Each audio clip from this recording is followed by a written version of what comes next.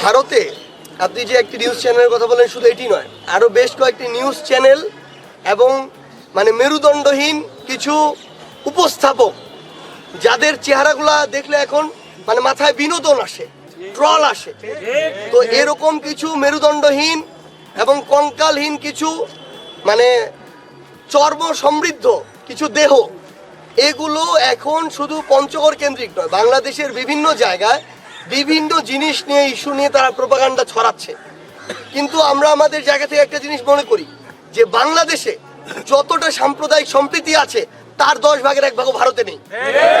এই বাংলাদেশে আমার হিন্দু ধর্মাবলম্বী, সনাতন ধর্মাবলম্বী ভাইরা যতটা নিরাপদ, আমরা যতটা ভাই বন্ধুর মতো থাকি, ওই ভারতে মুসলমানরা কোনোদিন ততটা নিরাপত্তা পায়নি। এই মোদি, সে একজন উগ্র সাম্প্রদায়িক একজন প্রধানমন্ত্রী এবং সে গুজরাটে মুসলমানদের রক্তের উপর দিয়ে ক্ষমতা এসেছে।